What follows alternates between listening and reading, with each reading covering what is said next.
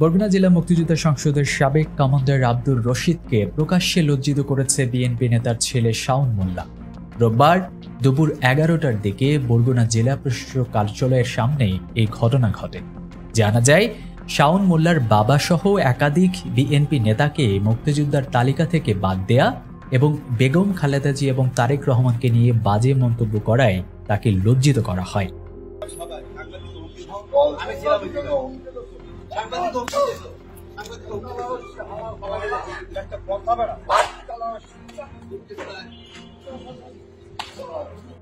শাওন মোল্লা বরগুনা জেলা বিএনপির সাবেক সভাপতি মাহবুবুল আলম ফারুক মোল্লার ছেলে। লজ্জিত করার একটি ভিডিও ইতিমধ্যে সামাজিক যোগাযোগ মাধ্যমে ভাইরাল হয়েছে।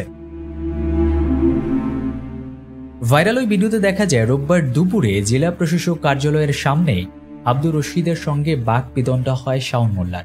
এ সময় আব্দুর রশিদ নিজেকে হাজি মানুষ এবং তিনি কখনো আওয়ামী লীগের মিছিলের সঙ্গে জড়িত ছিলেন না বলে দাবি করেন।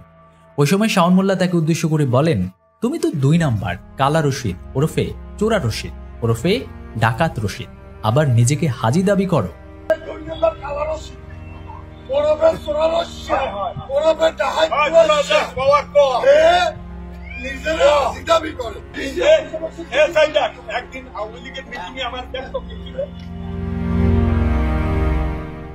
শাওনকে আরো বলতে শোনা যায়, শম্ভু বাবুর আমলে যা যা করেছেন, মুক্তিযোদ্ধার কমান্ডার না হয়ে কমান্ডার হিসেবে পরিচয় দিয়েছেন, মুক্তিযোদ্ধা পল্লীতে ভুয়া মুক্তিযোদ্ধাদের পুনর্বাসিত করেছেন, মুক্তিযোদ্ধাদের কাছ থেকে অর্থ লোপাট করেছেন, এরপর ছাত্রদের আন্দোলনে প্রতিহত করতে চেয়েছেন, পরে তাকে শারীরিকভাবে লজ্জিত করা হয়।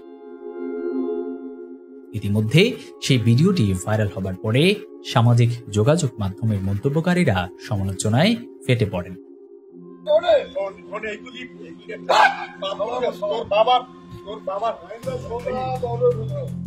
এ বিষয়ে মুক্তিযোদ্ধা আব্দুর রশিদ বলেন, আমি আল্লাহর কাছে বিচার দিয়েছি, আমি আইনগত পদক্ষেপ নেয়ার ব্যাপারে পরিবারের সঙ্গে বসে ব্যবস্থা নিব। তাছাড়া আমার বিরুদ্ধে যেসব অভিযোগ আনা হয়েছে সবগুলি মিথ্যে।